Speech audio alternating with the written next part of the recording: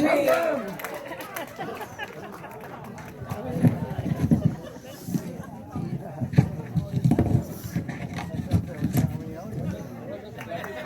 the helmet. Yay. Okay. Can you hear me? Can you hear me now? Probably some of you that haven't lived here long don't know that we had motorcycles for 5 or 6 years. And some of you that have lived here a while might have forgot that we had motorcycles. Anybody have a motorcycle right now? I know there's at least one. One. Oh, holy cow. I wish I still had mine. Anybody used to have one? Anybody think that all motorcycle riders are crazy? Yeah. I knew you guys would win. I knew you'd win. I've got to get my spectacles on here. All right. So we came into some money and we thought we'd do something fun with part of it. So my partner says, let's get motorcycles. And I looked, I said, you've never even been on a motorcycle. And so we took the class, and it was on base by Pima College. And I was the only one in the class that even had been on a motorcycle. So I aced the class and the driving part, of course. I grew up Pastoral Valley when it was just a neighborhood. Past Catalina State Park, there was no park. And so it was still open range. So my brother and I rode on a lot of cattle trails and dirt roads. So then we got our license, and a week or so later we decided to go to Musselman. Now Musselman's been around since 1948, it's on stone. It became a Honda dealership in 1959, it was one of the first. And our family always went there for the motorcycles. The mini bikes, the dirt bikes, my dad's 500 and my grandfather's Goldwing 1000, which was the biggest one back then. Because we were taught that if you want to ride a motorcycle, you get a Honda. And if you want to work on a motorcycle, you get a Harley. I don't know if that's true now. I do know you can buy 3 or 4 of the motorcycles we bought for the price of about 1 Harley. So we got 2 matching, I know it was really gay, 2 matching motorcycles.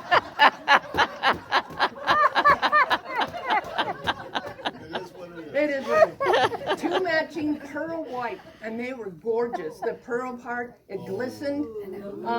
So we wanted to be seen, so they were white. We really tricked them out with white saddlebags, had a windshield. Mine, that was the only difference. Mine was a little taller.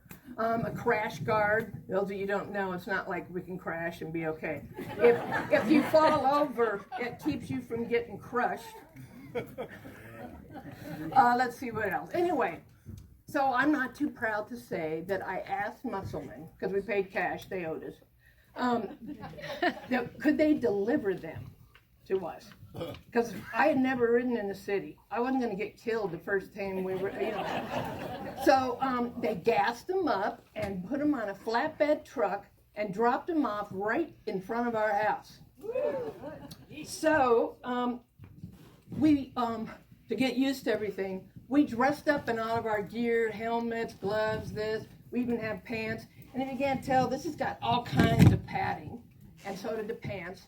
And we wore our steel-toe boots, and we rode around the neighborhood getting used to this. You guys remember Tim Conway, old man on Garrow Burnett? That was us.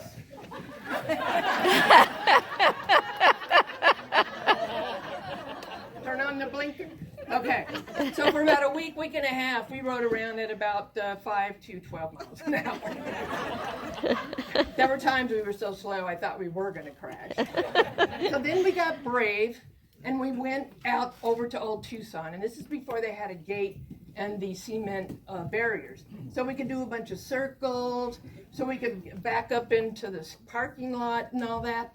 So then we got brave, we decided to go out on Ajo. We knew we were not ready for Gates Pass, even though I've been over that a million times. So we got on Ajo, not toward town, but toward Kip Peak. And we weren't going to go up Kip Peak either. So I learned something really hard because they didn't tell us about this in the class or any manual. So I always led, I don't know why, but Les was busy worrying about the driving. So 2 or 3 motorcycles are coming toward us, and the first one waves. So I waved, and my arm almost got ripped out of my shoulder. I was still trying to hold on and get my arm back here, had chatterboxes, and I said, we got to pull over. I think I peed myself. They didn't tell, it's a low weight. And we're new, and whether you meet 2 or 22 bikers. So I thought it'd be neat if I could create a real-looking arm. So when I'm driving, I could just press a button and it would go. I never got around to that. I also want to tell you about my helmet. It's got flowers and swirly things. I got it for 2 reasons. One, it fits. And I wanted to exude, because my dad, when he was growing up, he had motorcycles, and motorcycles got run off the road sometimes on purpose. Those days, 50s, 60s, whatever. And some of you might have been, most of you probably were around back then. Anyway, so I wanted this to state that I am a peaceful rider. Please don't hurt me. I'm not a Hell's Angel. I'm not going to do jackrabbit stops and roadrunner starts. I'm not going to be cutting in front of you. I'm not going to ride up the line. Please, be nice to me. I'm a Nana on a Honda. Pull any wheelies? Are you kidding? On a road bike? And also, I forgot we tricked out. We had the sissy bar, which is where the passenger leans. The only passenger I had was my granddaughter in the parking lot. So yeah, but when I almost ended up in the bitch seat. If any of you know what that is, that's my one curse word tonight. The spot right behind you. So we're not surprised when motorcyclists get hit by a car. That last summer seemed like every week somebody was getting hit, and they a lot of times died. And there's a lot of younger guys and their crotch rockets and stuff. But what amazes me is when people hit a bus. I mean, they don't go very fast, and they have they even have people's faces looking at you. So the big reason we get in wrecks is because of distractions. And the phones, when those things came on, so we'd go to work to the prison, and I'd have my flip phone. I guess if I got in a wreck, I could call for help or something. But you're not allowed to have them in the prison. And you'd see all these people talking, and I'm like, gee. So a couple times I faked it, and I'm like, yeah, I know people. I'm talking. I'm talking. And some of the things they do at the intersections, the men messing with their mustache, women lipstick. I don't even know if they use it anymore. That little crimper thing to curl your eyelashes. Oh, yeah. And I got so busy looking at all the distractions that I accidentally let the brake up a little. I almost got distracted from the distractions and rear-ended some guy.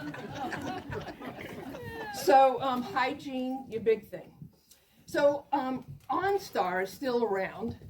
And, of course, you can't have it on a motorcycle because if you crash, you're going to be feet or yards or maybe even miles away. So I wondered, what would it be like if I had OnStar in a car? So this is what I sort of feel like it might be like. I'm going down Ajo and I get in a wreck. Ms. Gorkowski, this is OnStar calling. We see you've been in a very bad wreck on Ajo Way in Tucson, Arizona.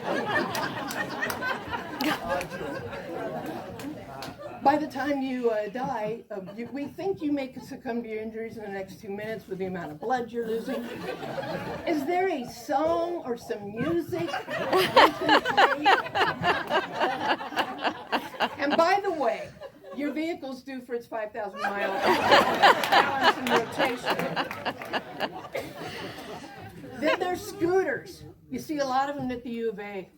They're wearing flip-flops, dress shorts. Most of them not wearing, helmet. And they're always in like the gutter area and they think they're safe. But do they not know they can still be killed? Who cares if they're going 15? I mean, we have people swerving all the time. I've almost gotten hit on this street walking my dog, going against traffic, and they're coming toward me, and then I think they say, oh God, my phone, I better get over here. So we got into 3-day trips, and the longer trips we took, we got more luggage, which is very interesting how the sissy bar works, just slide it down. And then we went to Arizona Bike Week in Scottsdale. I did not go up there and lead the way. I had a friend. He was the sergeant in charge of the motorcycle division in Buckeye. And so we went to their house and spent a few nights, and then we followed him to Scottsdale, and I've got the t-shirt to prove it. Then we took a week in Sedona and got to ride a lot of different stuff. And you're probably wondering what I look and doing. I am a senior citizen, and I have brain farts, and I have a word or two that keeps me in order. So I'm on time right now. I'm on order. So then my guys I worked with, they all had Harleys. I told them we had Honda Hogs. And they invited us to go on a ride with them when we were ready. And that was like the day after we got the motorcycles, because they knew we were getting them. And so about 2 years after we had them, we said, I think we're ready. So there were like 10 of them.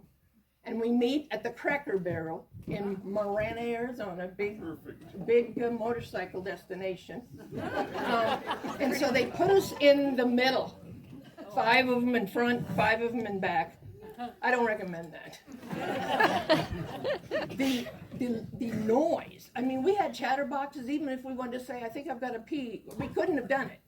And then, so we roar up there, and the guy in front, everybody had a spouse on the back, because I knew most of them, they worked at the prison too. But the guy in the front was a loan shark, and they said he's going to go Mach 1, he loves to gamble, we won't even see him. So by the time we pull in to get gas, he's already leaving. And good thing we stopped for gas, because our little 750 Hondas had a smaller gas tank. But we had less emissions. There's some positives. So we get up there, and we meet, and if you ever put the little thing here together on both sides, it sounds like you're in a well or something. That's the way that's the way it sounded the whole time until the morning. So we decided we were not going to ride back with that. So we went to Oatman. Anybody heard about Oatman? So it's kind of a bike destination. So we ride up there, and you get there, and it's a dirt road, and it's all like old Tucson. And you see all these motorcycles lined up, and they're burros. That's Hispanic for donkey. There's all these burros just standing around. We got pictures. Here's this line of motorcycles, and they're just standing around. You can sell it. You can buy carrots and feed them. And on the whole line of motorcycles, we never parked in a line. And this is before Wild Hogs, the movie. First of all, I thought they might be insulted that we parked our Honda Hogs next to their Harleys. And the other thing, I was afraid we'd knock them all down. So we always went out of our way to miss them. So I want to say thank you very much. I hope you had a good time tonight. And watch out for those buses and scooters. Thank you.